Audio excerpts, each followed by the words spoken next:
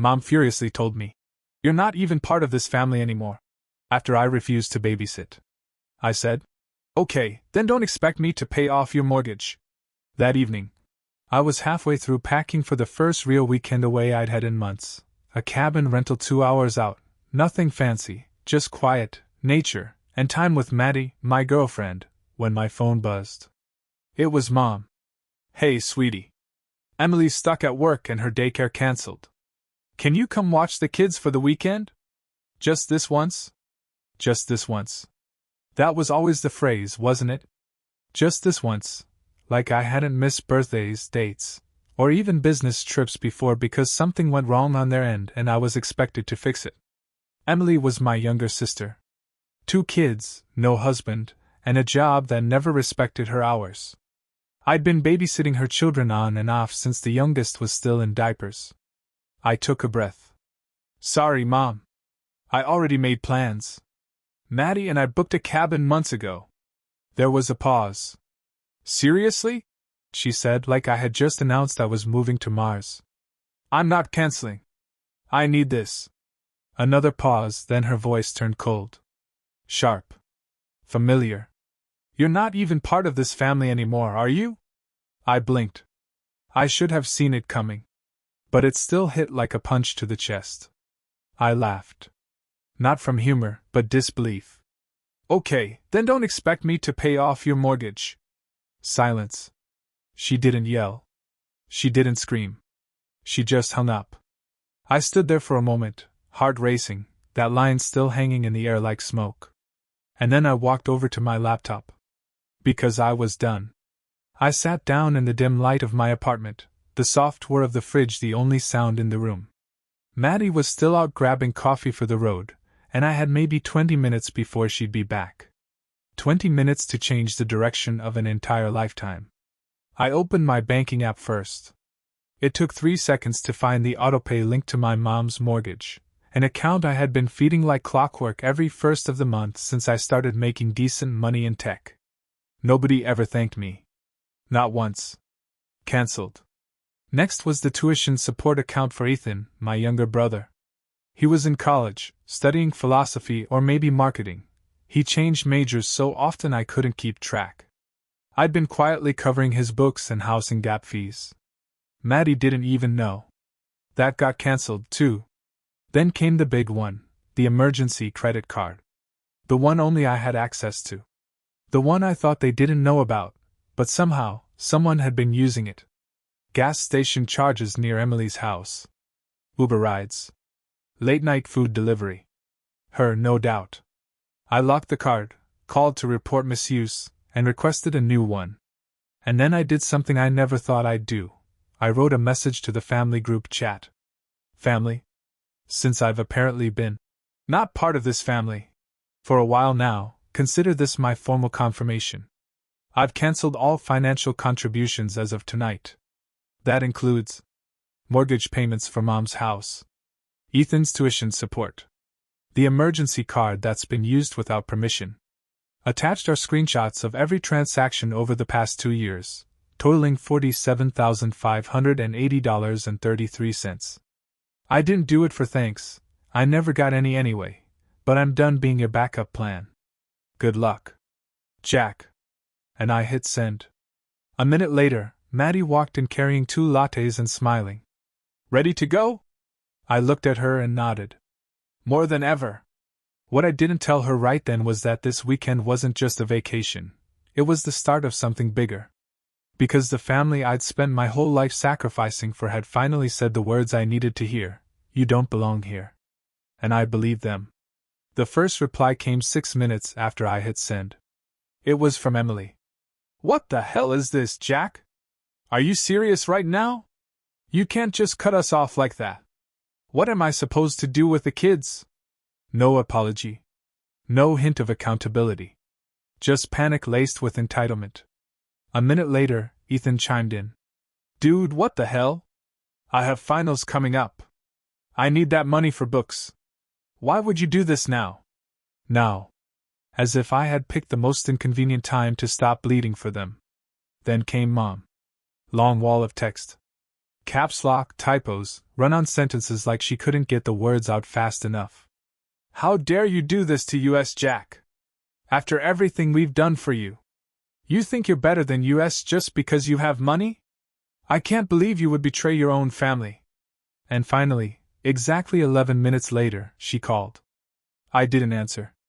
I was watching the trees blur by out the car window as Maddie drove us toward the cabin.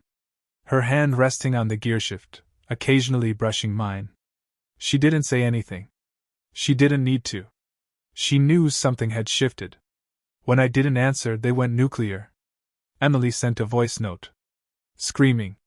Literal screaming. I have no one else, Jack. You know that. You can't just leave me hanging like this with 2 kids and no backup plan. I swear to God, if I lose this apartment, it's on you. Ethan followed up with a meme. A meme. A guy lighting a bridge on fire with the caption, "When you ruin your family just because you're having a tantrum." Mom tried a new angle by evening. A guilt sandwich, 2 parts manipulation, 1 part nostalgia. Remember when I stayed up with you all night when you had pneumonia in 6th grade? Or when I let you stay out late for that robotics competition? I'm your mother, Jack. Families fight, but they don't abandon each other. Please call me. I stared at the message for a long time. That was the thing. I did remember those moments. But I also remembered being 13 and heating up ramen for my siblings while she cried herself to sleep on the couch. I remembered putting off a college internship to stay home when Dad left. I remembered missing out on so many normal things because I was too busy raising a family that never once turned around and raised me back. I put the phone down. That night, Maddie and I sat on the cabin's porch under a thick blanket, sipping wine and listening to the wind rustle through the trees. I hadn't told her everything yet, but she sensed it. You okay? She asked gently. I stared into the darkness and said, I think I just quit my family. She didn't flinch. Just nodded and said, It's about time. By Sunday morning, my phone had 23 unread messages, 3 missed calls from a blocked number I knew was Mom using someone else's phone, and 1 email, from Ethan, of all people. It was 2 lines long. Hey. I get that you're upset. Can we talk? I almost replied. Almost. But I didn't. Because that's how it always started, with a soft opening, just enough remorse to get me back on the hook, then slowly, the guilt and the need would pour in. I knew the rhythm by heart. I'd played that song too many times. Instead, I scrolled down to the group chat. I hadn't opened it since Friday night. The tone had changed. Panic had shifted into self-preservation. Emily's messages read like legal notices now. Just for the record, I didn't use that card without permission. You said it was for emergencies. You never specified what kind. Then. Also, I think it's pretty disgusting that you would leave your nephews out in the cold like this. They didn't do anything to you. Mom's messages had taken a different shape. Less shouting, more simmering. This family is falling apart, Jack. And it's your fault. Followed by, I talked to the bank. They said they can't reverse the cancellation without you. Please don't do this. Just talk to me. It was almost impressive, the way they rewrote the past in real time. How quickly my decision to step away from being used became their story of betrayal. How every favor I had done, every dollar I had handed over, was erased the moment I said no. Around noon, Emily called again. This time I picked up. Jack, she snapped before I even said hello. You made your point. Okay? So now what? What do you mean? I mean, what do you want? She said. A thank you? An apology? Fine. I'm sorry. Is that what you wanted to hear? I exhaled. You're not sorry. There was silence. You're mad you lost control, I said. You're not sorry about what you did. You're sorry you don't have access to me anymore. More silence. Then she said, bitter and low, You're really going to just let us suffer? I sat back in the cabin chair, Maddie just inside the door reading. The fire crackling. The air smelled like pine and wood smoke. Yes, I said. I am. And I hung up. They say people show their true colors when the money runs out. I learned they show even more when the person funding the money finally stops picking up the phone. By Tuesday morning, the messages had dried up, not because the chaos ended, but because they were too busy scrambling to do damage control. I only knew that because Maddie nudged my shoulder over coffee and said, "You might want to see this." It was a Facebook post from Emily. Set to public. Some people pretend to care about family but disappear the second they're needed. Imagine choosing money over your own blood. Sad? It had 3 likes.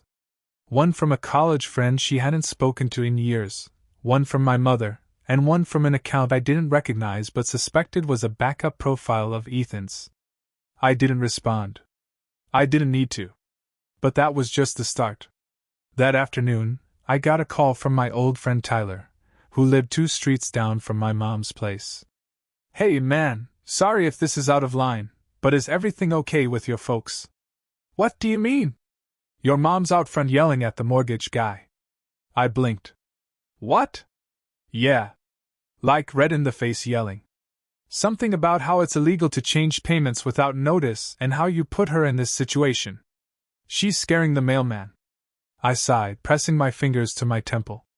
"Thanks for the heads up." By nightfall, I had 4 missed calls from the mortgage company's automated line and 1 email from the account manager that I'd originally set things up with. "Hello, Jack. I'm reaching out as a courtesy. We've received multiple contacts from your listed co-occupant attempting to reinstate payment terms on the account you terminated. As per policy, no changes can be made unless you authorize them. Please confirm whether you'd like us to proceed with closing the account." I clicked confirm closure. I didn't tell Maddie right away. She looked so peaceful on the couch that night, feet tucked under her, reading with one hand and absent-mindedly sipping wine with the other. I realized, watching her, how long it had been since I had someone in my life who didn't need me, just wanted me around. But the next night? That's when Ethan showed up. I hadn't seen him in person in nearly a year. He looked thinner. Not unhealthy, just smaller than I remembered. Maybe it was the way he stood there, not even trying to look angry, just worn out. "I didn't know where else to go," he said. "Mom's freaking out. Emily's blaming me. I didn't even know you were paying all that stuff until the group chat." I let him in.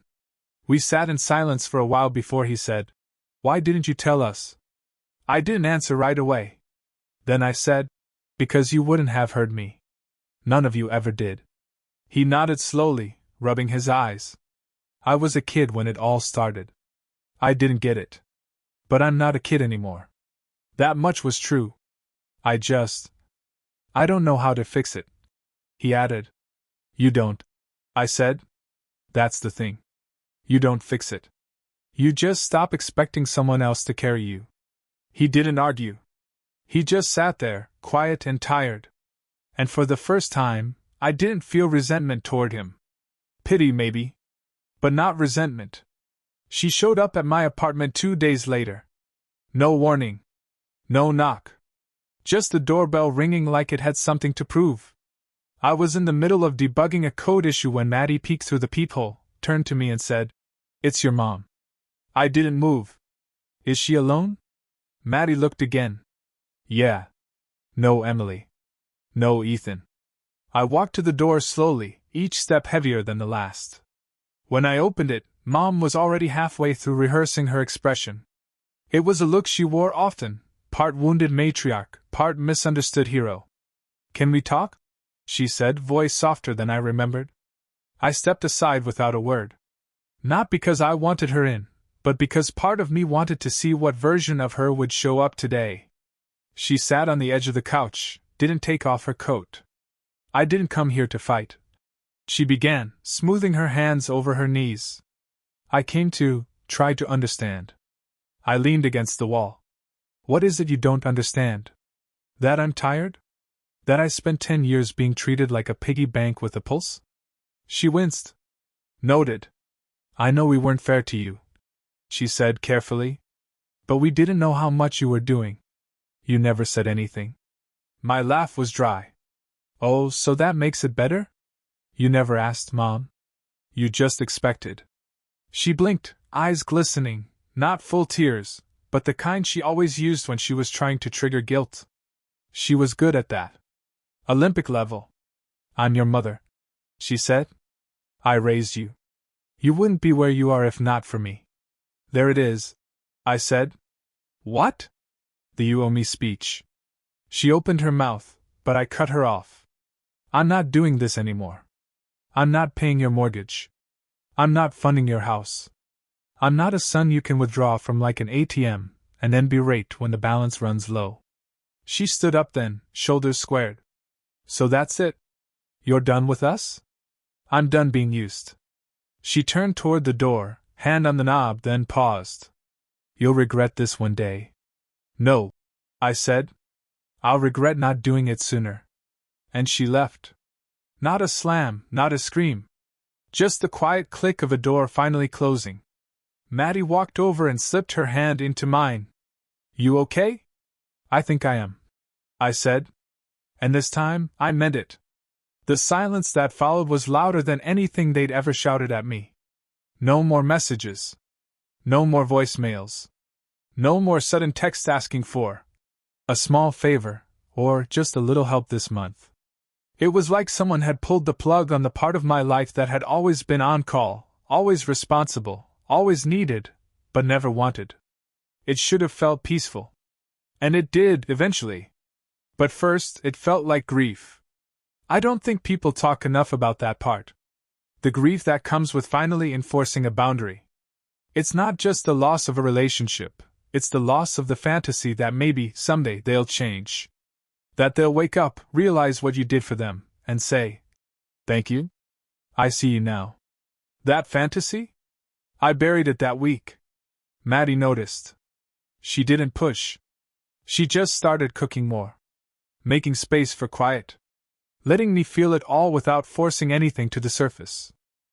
Sometimes we'd go whole evenings just listening to music and watching the city lights flicker out the window, both of us knowing something had shifted but not needing to name it yet. One night, maybe a week after Mom's visit, I found myself opening up the spreadsheet I'd used to track everything I paid over the last 5 years. Mortgage payments. Tuition boosts. Grocery transfers. Last-minute daycare bailouts. Untracked, emergency, Venmos to Emily. A Christmas gift to Ethan that turned out to be just rent money in disguise. The total came to $61,227.09. That's what it had cost to keep my place in a family that never saw me as anything more than a resource. I stared at the number. Then I deleted the file. Not out of bitterness, but because I no longer needed it as proof. They weren't going to pay me back. Not with money. Not with apologies. And I was done chasing value where there wasn't any to begin with. That was the night I finally let go, not with anger, but with peace. And when I laid down next to Maddie and she tucked herself against my side, I realized I didn't feel hollow anymore. I felt whole. It was nearly 2 weeks of radio silence before they cracked. I was halfway through a team Zoom call when my personal phone, on silent, lit up with a notification. "Mom added you to a new group chat, family emergency." That name alone made me sigh. After work, curiosity got the better of me. I opened the thread expecting chaos. And they delivered. Emily had kicked it off with a voice message, never a good sign. "Okay, Jack. This isn't funny anymore. Mom is behind on the mortgage, and I'm 2 days away from getting an eviction notice. Ethan's talking about dropping out. Are you seriously just going to sit there and let this happen?" "Let it happen." Mom followed up seconds later with a written wall of text, classic guilt and glory combo. "I know you're angry, but you have no idea how hard this is on me. I'm on the verge of losing everything. I've raised 3 children. I've sacrificed so much for this family. Please, just help us fix this. Once. Just this once." "Once?" Ethan finally chimed in.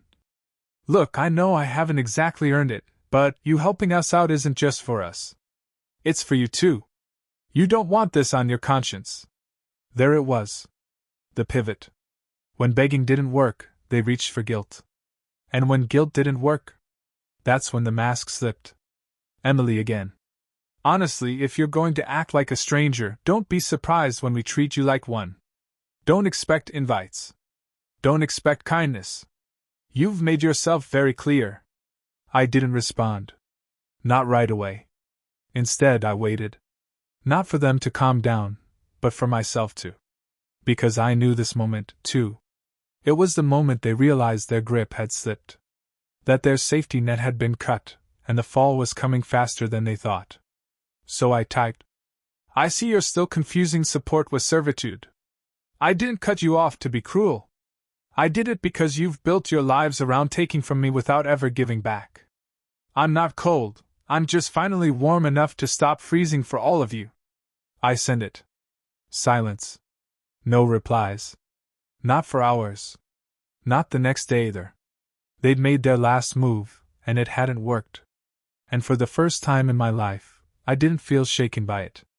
I felt grounded. They were falling apart without me. But I wasn't falling with them. 3 days passed. No texts. No voicemails. Not a word from anyone. The calm was eerie, like that tight, quiet air before a storm breaks. I'd lived long enough under the weight of their moods to recognize the signs. This wasn't resolution. This was recalculation. And sure enough, on the 4th day, I got a call, not from Mom, not from Emily, not even from Ethan. It was from my cousin, Rachel. We weren't close. In fact, the last time we'd really spoken, we were both in high school, and she was crying in my room after one of her mom's explosive rants.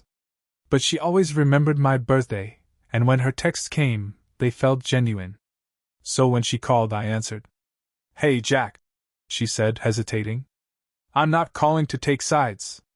I just thought you should know something." My stomach tensed. "Okay. They've started calling around," she said. "Your mom, Emily. They're reaching out to extended family, saying you've abandoned them, left them in a financial crisis. I even heard Aunt Denise talking about a GoFundMe." I closed my eyes. "Wow. They're painting you as some kind of villain," Rachel said gently. "Like you turned your back on them with no warning. But I saw that screenshot you posted in the group chat, the one showing all the payments. I know the truth. And I just wanted to say, you don't owe anyone anything." That did something to me. Not the part where she was on my side, but the part where she saw it. The truth of it. The years behind the curtain. The exhaustion. The constant, quiet bleeding. "Thanks," I said and meant it. But Rachel wasn't done. "They're not just hurt, Jack. They're humiliated. Not because you stopped helping, but because now everyone knows they needed you. And they didn't even realize how much until you stopped." That night, I logged into Facebook. The GoFundMe existed. Titled, "Emergency Support for a Struggling Family."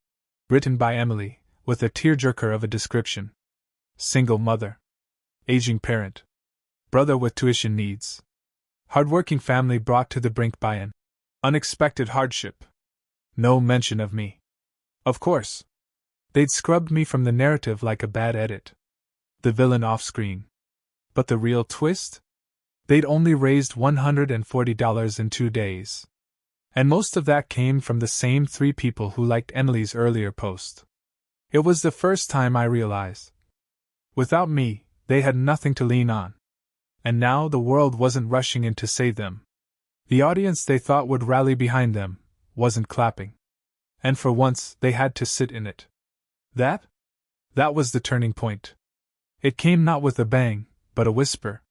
A message from Mom. Just one sentence. "We won't bother you anymore." No apologies. No explanations. Just resignation. That was the moment I knew I was free. Not because they gave up, because I finally stopped hoping they'd change. That night, Maddie and I stood on the balcony, watching the city glow beneath us. She reached for my hand without a word. And for the first time in my life, I wasn't carrying anyone else's weight. Just my own. And it was enough.